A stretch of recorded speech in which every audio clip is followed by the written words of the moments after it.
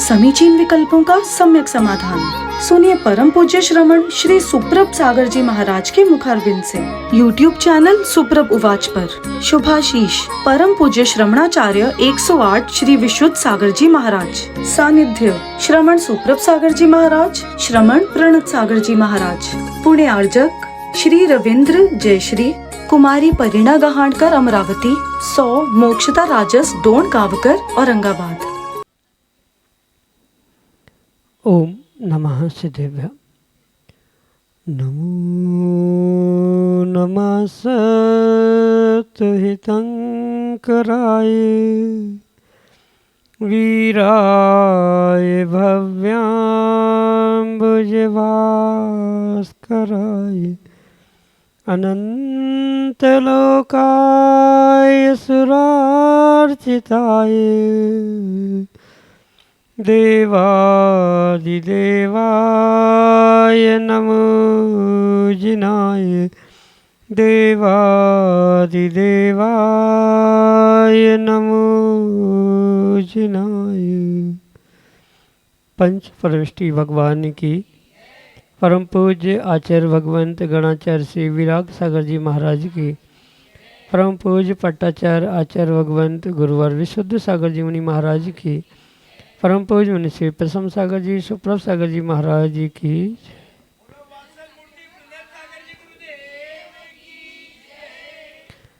समीचीन विकल्पों का सम्यक समाधान, सम्यक ज्ञान की वह अनूठी विधा जिसके माध्यम से हम सभी अपने मन में उठते अनेकानेक समीचीन विकल्पों का सम्यक रूप से समाधान आगम के परिप्रेक्ष्य में प्राप्त करके और अपने अंतरंग को निर्विकल्पता की ओर ले जाने का पुरुषार्थ करते हैं, क्योंकि मन की निर्विकल्पता ही आत्मा का वास्तविक सुख है।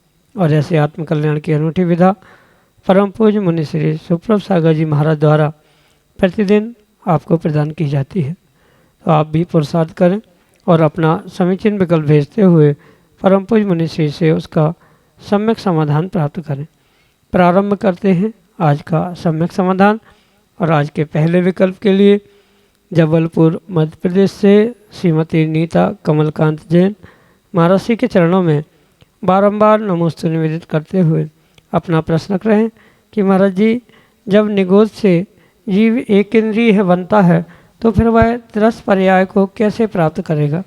हमारे समीचीन विकल्प का सम्यक समाधान करने की अनुकंपा करें। नमोस्तु महाराज जी, नमोस्तु। ओम नमः सिद्धम। परम पूज्य आचार्य भगवान गुरुवर विशुद्ध सागर जी महाराज की, परम पूज्य श्रमण मुनि प्रशम सागर जी महाराज की,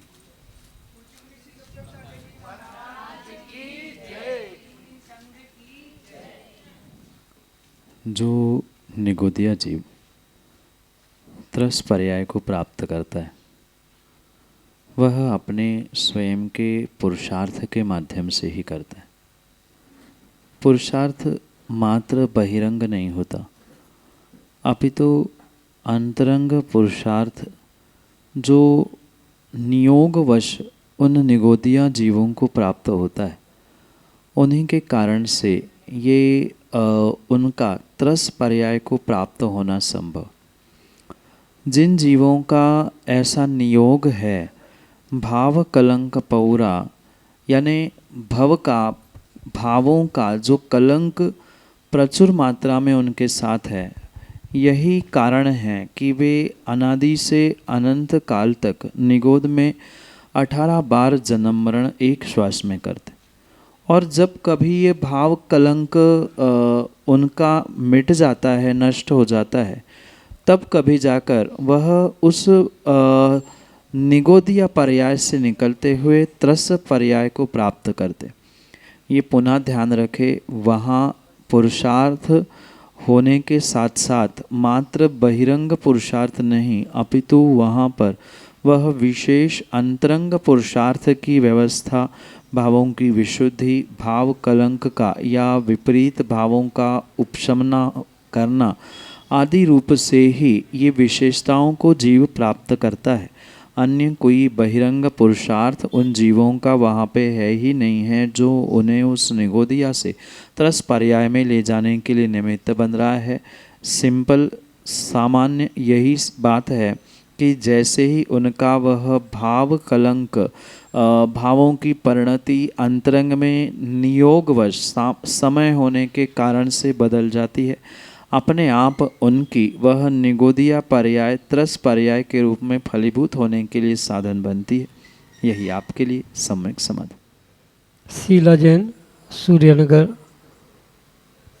नागपुर महाराष्ट्र से अगले समीक्षण में कल्प नीराजों के चरणों में नमोस्तु नमोस्तु नमोस्तु, शुल्लक जी के चरणों में इच्छा में इच्छा में इच्छा में।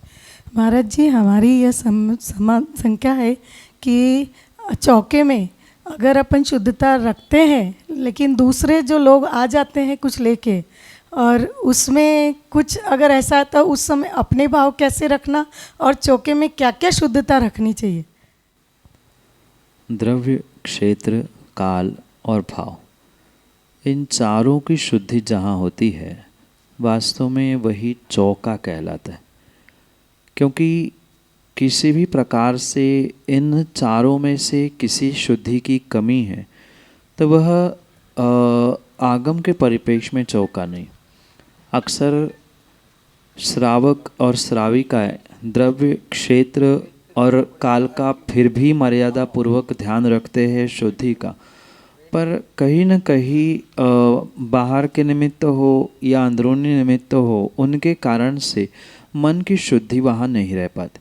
और मन के शुद्धि के अभाव में या द्रव्य, क्षेत्र, काल, वस्त्र, शरीर आदि किसी भी प्रकार की शुद्धि के अभाव में दिया गया दान पूर्ण रूप से कुभोग भूमि को ही देने का कारण कहा है, जो कि कुमानुष के रूप में स्वीकार किया जाता है। ऐसी कुभोग भूमि कुमानुष की अवस्था को इन अशुद्धि के कारण और मुख्यतया मन की अशुद्धि के कारण से ये स्थिति सर्वाधिक बनती है। क्योंकि अक्सर यही होता है, व्यक्ति ये सोचता है कि हमने चौका लगाया है तो हम अपने हिसाब से ही आहार कराएं, हम ही शुद्धता से करते हैं, दूसरे को शुद्धता का बोध नहीं है, या वो सामग्री ले आता है कुछ ना कुछ वहाँ पर वो गड़बड़ करेगा आदि, उसमें ये किंतु परंतु शंका उत्पन्न हुई, मतलब मन की शुद्धि समाप्त हुई। और मन की शुद्धि नहीं है तो आपने कितनी ही द्रव्य की, सामग्री की, वस्तु की शुद्धि भी क्यों न रखी हो, पर वह आपके लिए पूर्ण रूप से दान के श्रेष्ठ फल के लिए फलीभूत होने वाली नहीं। इसलिए ये ध्यान रखें कि जो भी चौके में आ रहा है, माना कि बाहर का कोई श्रावक आ रहा है यूं ही आहार देने के लिए आ रहा हो या स्वयं के द्रव्य को भी लेके आ रहा है, इतना विवेक तो उसके पास होगा ही होगा कि वह सामग्री लेके आ रहा है, और साथ में ये भी ध्यान रखें माना कि उसे नहीं है विवेक, तो मुनिराज को तो, त्यागीव्रतियों को तो विवेक होगा ही, उसे पता चल जाता है कि अगर ये सामग्री ऐसी है तो वह ग्रहण करना नहीं करना ये उनका विषय है। और इसके अलावा भी ये बात हम ध्यान रखें कि हमने शुद्धि पूर्वक बनाया है, हमने अपने द्रव्य, सामग्री, क्षेत्र आदि को लेकर शुद्धि बोली है, भावों को शुद्ध रखा है, तो आपको तो पूर्ण रूप से फल मिलेगा ही मिलेगा। जिसने गड़बड़ की है उसको उसका फल मिलेगा, पर उनकी बातों को लेकर मेरे चौके में दूसरा कोई नहीं आएगा, कोई हाथ नहीं लगाएगा आदि किसी भी प्रकार से मन की अशुद्धि को प्राप्त किया है, संक्लेशता उत्पन्न की है, तो जितना पुण्य आपको उस दान का बहुत सारे प्रमाण में मिलने वाला था वह अल्प प्रमाण में रह के या कई बार कुभोग भूमि के रूप में भी फलीभूत होते हुए देखने के लिए मिल जाता है। ठीक है, अपनी वस्तुओं की, अपनी सामग्रियों की आप शुद्धता का, सब व्यवस्थाओं का ध्यान रखें, उसमें कोई ऐतराज़ नहीं है, पर सामने वाला भी कुछ विवेक पूर्वक ही आया होगा, श्रद्धा पूर्वक आया है, तो उसकी श्रद्धा, उसकी विवेक, उसकी भक्ति आदि का भी ध्यान रखते हुए विशेष करके चौके वालों को अपने उन द्रव्य दान की व्यवस्था को समझना होगा। ज़रूरी नहीं है कि बाहर से लाई हुई सामग्री में ही कई बार अंतराय हो, कई बार तो घर से प्राप्त, मतलब चौके की ही सामग्री में भी अंतराय होते हुए देखने में मिलता है। बाहर का कोई नहीं भी आया है तो भी कई बार अंतराय होते हुए देखने के लिए मिलता है। वह दाता का और पात्र का जैसा ही कुछ नियोग, लाभांतराय और दानांतराय कर्म का एक साथ उदय में आता है, तभी ये विघ्न या अंतराय आते हुए देखने के लिए मिलते। इसलिए चौके वालों को तो अपनी मन शुद्धि का भाव शुद्धि का सर्वाधिक ध्यान रखने की आवश्यकता है, क्योंकि विरला ही कोई ऐसा नासमझ होगा, मेरे हिसाब से तो ऐसा होता ही नहीं है कि जो वस्त्रों की द्रव्य क्षेत्र काल आदि की शुद्धि नहीं रखता। फिर भी कहीं भूल हो सकती है, पर सर्वाधिक गलती अगर श्रावक श्राविकाएँ कहीं करते हैं तो अपनी भावों की अशुद्धि संक्लेशता के कारण करते हैं। ऐसा नहीं होना चाहिए, या सोचता है कि हम पड़गा के लाए हैं तो हमारे हिसाब से होना चाहिए। तो सर्वाधिक पुरुषार्थ अगर शुद्धता रखने का कहीं करना है तो माँ अपनी मन की शुद्धता रखने का प्रयास करना है। भावों की जितने अधिक शुद्धता होगी उतना विशेष फल मिलेगा, क्योंकि पूजा के समय भी आप कई बार पढ़ते हो कि अपनी शक्ति के अनुसार द्रव्य की शुद्धि हम कर रहे हैं, पर भावों की शुद्धि सर्वाधिक होनी चाहिए। तो यही विषय हमें दान के भी परिप्रेक्ष्य में लगाने की आवश्यकता है, और उसी से विशेष फल भोग भूमि जैसे दान के रूप में, दान के फल के रूप में श्रावक प्राप्त कर सकता है। यही आपके लिए सम्यक समझ। प्रियंका जैन, नागपुर, महाराष्ट्र से अगले समीचीन में कल। मित्री बार नमोस्तु नमोस्तु नमोस्तु गुरुदेव। गुरुदेव, मेरा प्रश्न ये है कि जब बड़े अनुष्ठानों में स्टेज पर देवशास्त्र गुरु जब तीनों विराजमान होते तो हमें सर्वप्रथम किसे नमस्कार करना चाहिए जिससे गुरु का अभिनय ना कर पाए और भगवान का भी अभिनय ना कर पाए? सही मायने में देखा जाए तो देव शास्त्र और गुरु, इनमें न कोई छोटा है न कोई बड़ा है। ये तो व्यक्ति का अपना अपना विवेक है कि उसे कब कहाँ और किस प्रकार से पुरुषार्थ करना। भले ही वर्तमान में बहुत सारे विद्वान ऐसा चिंतन कर रहे हैं या ऐसा कह रहे हैं कि शास्त्र से गुरु बड़े हैं या गुरु से ही परमात्मा बने हैं, तो इनका क्रम बदलना चाहिए, पहले गुरु को सामने बैठे तो नमस्कार करना चाहिए। ये उनका अपना अपना चिंतन हो सकता है, पर जैसे आगम की व्यवस्था है हमें उसके अनुसार और साथ साथ में अपने विवेक का भी पुरुषार्थ, विवेक का भी परिचय देने की आवश्यकता। क्योंकि मेरे हिसाब से ऐसा कोई गुरु नहीं होगा जो प्रभु की जय बोलने पर अपने इंसल्ट को या अपने अपमान को स्वीकार करे, क्योंकि वो भी स्वयं परमात्मा को मान रहे हैं, वो ही उनके देव है जो श्रावकों के देव है। तो सबसे पहले जो सर्वश्रेष्ठ उस अवस्था को प्राप्त करने वाले हैं, अरिहंत अवस्था को, वे उनको ही हम नमस्कार करें। स्थान कोई हो, साक्षात देवशास्त्र गुरु उपस्थित हो अथवा ना भी हो, तो वहाँ देवशास्त्र गुरु क्रम से, देव गुरु शास्त्र क्रम से, या जैसा भी हमें उस समय पर अनुकूल लगे वैसा जयकार लगाते हुए उनकी विनय करने की आवश्यकता है। पर ये जो वर्तमान में चिंतन की धारा या बहुत सारे अति समझदार लोग हो गए हैं, मैं उनके लिए भी यही कहना चाहता हूँ कि अगर जिनकी सोच सही है वे कभी अपने आप को सबसे पहले मुझे नमस्कार करो या मैं बड़ा हूँ, मैंने प्रभु को बताया, मैं जिनवाणी लिखने वाला हूँ, ऐसे कहने वाले गुरु मेरे तो नज़रों में अभी तक नहीं आए हैं। गुरु बहुत विवेक पूर्वक और समझदारी से ही पुरुषार्थ करते हैं। अंतर इतना है, श्रावक उनके अभिप्राय को नहीं समझ पाता।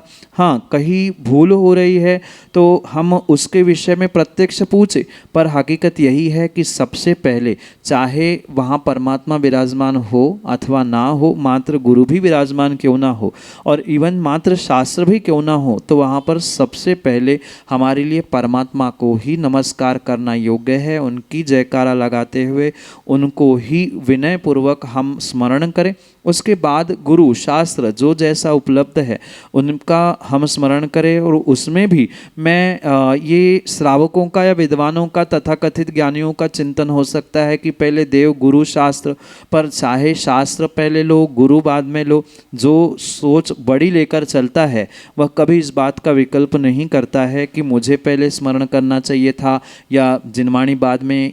ऐसा विकल्प लेकर समझदार व्यक्ति या समझदार साधु गुरु भी कभी टोकता नहीं है, रोकता नहीं है। ये तो विवेकपूर्वक आप काम करें, चाहे कोई भी क्यों ना हो, पर हमारे लिए सर्वश्रेष्ठ परमात्मा है।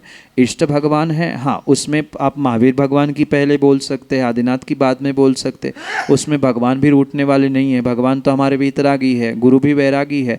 तो हम ये ध्यान रखें कि जो भी विराजमान हो अथवा ना हो, हमारे लिए परमात्मा सर्वश्रेष्ठ है। जैसे पंच परमेष्ठी का क्रम है वैसे उच्चारण करें, और माना कि भूल से गुरु की पहले जय बोल दी, कई बार हो सकता है हमें गुरु ज़्यादा इष्ट है, परमात्मा याद नहीं आता, सामने बिल्कुल गुरु थे, हमने गुरु की जय बोल दी, तो भगवान भी नाराज़ होने वाले नहीं हैं।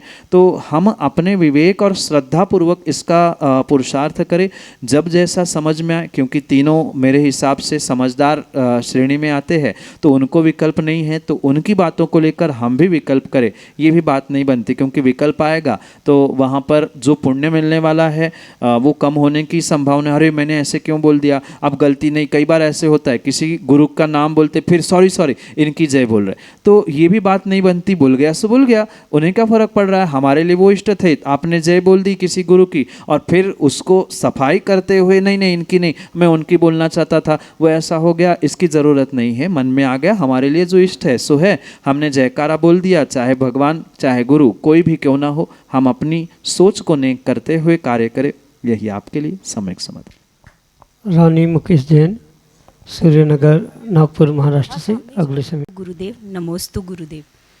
गुरुदेव, मेरी एक जिज्ञासा है कि जैसे बोलते हैं सामूहिक पूजन विधान करो तो उसमें ज़्यादा पुण्य लगता है, पर मैं किसी कारणवश से नहीं कर पाती हूँ, तो क्या मुझे उतना पुण्य लगेगा? माँ, विधान पूजन का पुण्य सामूहिक या एकल करने से कम ज़्यादा नहीं होता। वहाँ आपकी भावों की विशुद्धि कैसी है, आप किन भावों के साथ परमात्मा गुरु आदि का स्मरण कर रहे हैं, इस पे डिपेंड करता है कि आपको कितना पुण्य लग रहा है। कई बार ऐसा होता है कि सामूहिक पूजन सामूहिक विधान में जितना पुण्य नहीं कमा पाता व्यक्ति, उससे कई अधिक गुना एकल पूजा करने से या अलग से पूजा करने से होता है। कई बार इसके विपरीत भी होता है, सामूहिक में अधिक मिल सकता है, एकल में नहीं मिल सकता। तो इसके पीछे अगर मुख्य कारण समझना है कि पुण्य सर्वाधिक प्राप्त करने के लिए, तो मात्र स्थान या समूह, संगीतमय या बिना संगीत, इन विषयों में ना जाते हुए हम अपनी भावों की विशुद्धि को कैसे प्राप्त कर रहे हैं, मेरे भाव क्या है, दिखावे के चल रहे हैं। कई बार सामूहिक में दिखावा हो सकता है, कई बार अलग से मैं कुछ अलग कर रहा हूँ, ये दिखाने के लिए भी दिखावा हो सकता है। तो हमारी स्थिति क्या है ये हमें पता है। अगर दिखावा नहीं है, वास्तव में विषमता है, किन्हीं कारणों से हमें जल्दी समाप्त भी करना है, तो इन बातों को मद्देनज़र रखते हुए हम सर्वाधिक विशुद्धि प्राप्त करने का, द्रव्य की, भाव की, क्षेत्र की, सबकी शुद्धि के साथ अपने अंतरंग में मन की विशुद्धि को जितना अधिक प्राप्त करेंगे उतना ही विशेष पुण्य फल रूप में आपको प्राप्त होगा।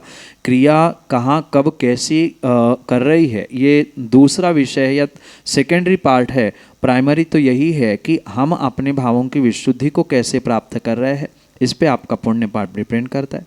यही आपके लिए सम्यक समाधान।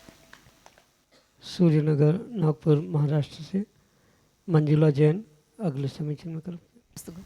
गुरुदेव, तत्वासुत पजुसन में अक्सर दिन में ही पढ़ा जाता है। मैं जैसे शाम को मंदिर आती हूँ तो मेरे मन में भाव आता है कि रात को पढ़ना चाहिए कि नहीं पढ़ना चाहिए तत्वासूत्र।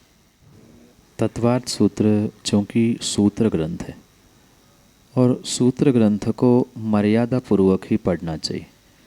उसमें विशेष मर्यादा काल शुद्धि की रखना आवश्यक है। द्रव्य शुद्धि, क्षेत्र शुद्धि तो फिर भी श्रावक अक्सर करता है, पर इन सूत्र ग्रंथ, सिद्धांत ग्रंथों को पढ़ते समय कहीं न कहीं अपने जो काल का ध्यान ना रखते हुए पढ़ा जाने वाला या स्वाध्याय में लिए जाने वाले इन ग्रंथों का जीव को विपरीत ही फल प्राप्त होता है। कहने का तात्पर्य ये है कि तत्वार्थ सूत्र, चूँकि सामान्य परिप्रेक्ष्य में सूत्र होने के कारण से सूत्र ग्रंथ कहा जाता है, उसको प्रदोष काल में, यानी जो संध्या काल कहलाता है, सामायिक का काल कहलाता है, उन कालों में पढ़ने का पूर्ण रूप से निषेध है। पर चूँकि वो काल निकल जाने पर, मतलब सूर्यास्त, सूर्योदय और मध्याह्न के ये समय और उसके 48 मिनट आगे पीछे, इन तीनों समय को प्रदोष काल या प्रदोष काल के साथ साथ सामयिक काल भी कहा जाता है। तो इन समयों को छोड़कर अन्य काल में आप तत्वार्थ सूत्र आदि का पाठ कर सकते हैं। माना कि 6 बजे का सूर्यास्त है तो 6:48 आगे और 6:48 कम, ये जो काल कहलाता है, या 1 घंटा भी हम मान ले तो ये लगभग काल प्रदोष काल सामयिक काल कहलाता है। इन कालों में तत्वार्थ सूत्र आदि का अध्ययन ना करे, यही सर्वश्रेष्ठ है। उसके अलावा मतलब 7:30-8 बजे के बाद अगर द्रव्य क्षेत्र की शुद्धि के साथ आप पढ़ रहे हैं तो उसमें कोई दोष नहीं है। पर पुनः ध्यान रखें, जो प्रदोष काल है, सामयिक काल है, इन कालों में किसी भी प्रकार से तत्वार्थ सूत्र जैसे सूत्र ग्रंथों का या किसी भी आगम ग्रंथों का पठन पाठन करना ये उचित नहीं हो सकता। इन कालों को छोड़कर आप रात्रि में भी, रात्रि का भी मतलब ये नहीं है कि 11 साढ़े 11 बजे, वह 11 बजे से पुनः मध्य रात्रि का समय होगा तो उसके 1 घंटा पहले पूरा होना चाहिए। तो लगभग 7:30 से लेकर 10 बजे के 10 साढ़े 10 बजे तक बीच में आप अपर पढ़ रहे हैं तो उसमें कोई आगम के परिप्रेक्ष्य में दोष नहीं है। यही आपके लिए सम्यक समझ। दीपाली पोरे, सूर्यनगर, नागपुर, महाराष्ट्र से अगले समीचीन विकल्प। नमस्तु महाराज जी, नमस्तु नमस्तु नमस्तु। शुल्लक जी, इच्छामी। माझा प्रश्न आहे महाराज की आमच्याकडे गृहचैत्यालय आहे, तर आदिनाथ भगवंताची मूर्ती आहे, बरेच दिवसापासूनची होती, अभिषेक करून आता थोडी घासल्या गेली आहे। तर आम्ही आता 24 तीर्थंकराची मूर्ती पंचकल्याणमधून घेतलेली आहे, तर या मूर्तीची विधी कशी करायची हे आम्हाला माहीत नाही, म्हणून कृपया सम्यक समाधान करावे। माँ, जब आपने नई 24 की प्रतिमा ले ही ली थी तभी आपको जहाँ से जिन मुनिराज जिन पंचकल्याणक में आपने उसे प्रतिष्ठित करके ग्रहण किया था, प्राप्त किया था, वहीं पर उस प्रतिमा का निष्ठापन आदि करने की आवश्यकता थी। क्योंकि जब तक संकल्प पूर्वक नई प्रतिमा विराजमान नहीं की जाती है तब तक उस जीर्ण शीर्ण प्रतिमा का किसी भी प्रकार से निष्ठापन नहीं होता। निष्ठापन करना भी कोई सामान्य सी बात नहीं है, वह पंचकल्याणक आदि विशेष आयोजनों में ही विशेष विद्वान ज्ञानियों के ही माध्यम से की जाती है। इसलिए जहाँ कहीं ऐसा आपके नगर में पंचकल्याणक आदि होने वाला हो तो उस समय पर उन विद्वान मुनिराज से चर्चा करते हुए उसका निष्ठापन करें, उनसे ही उसकी विशेष विधि समझे, क्योंकि प्रत्येक विद्वान की अपनी अपनी विधि कहलाती है। तो जो आगम में लिखी है उस विधि से अगर कोई कराने वाला विद्वान है तो वहाँ पर उसको निष्ठापित करके कहीं म्यूजियम आदि में रखे, अन्यथा यूँ ही कहीं म्यूजियम में रखी जा रही है तो भी कोई ऐतराज़ नहीं। पर क्योंकि बिना निष्ठापन के कहीं भी ऐसा विराजमान करना उचित भी नहीं और रखने के लिए भी नहीं मिलता, तो वह विद्वान और तद मुनिराज आचार्य परमेष्ठी के चरण निश्रा में उनसे निवेदन करते हुए उसे निष्ठापित करते हुए दूसरी प्रतिमा उसी आकार या उससे बड़ी आकार में आदि जो उसकी व्यवस्था कही है उसको समझते हुए उसे पुनः विराजमान करने का प्रयास करें। यही आपके लिए सम्यक समीचीन विकल्पों का सम्यक समाधान। सुनिए परम पूज्य श्रमण श्री सुप्रभ सागर जी महाराज के मुखारविंद से YouTube चैनल सुप्रभ उवाच पर शुभाशीष परम पूज्य श्रमणाचार्य 108 श्री विशुद्ध सागर जी महाराज, सानिध्य श्रमण सुप्रभ सागर जी महाराज, श्रमण प्रणत सागर जी महाराज, पुणे आर्जक श्री रविंद्र जयश्री, कुमारी परिणा गहाणकर अमरावती, 100 मोक्षता राजस डोण कावकर औरंगाबाद।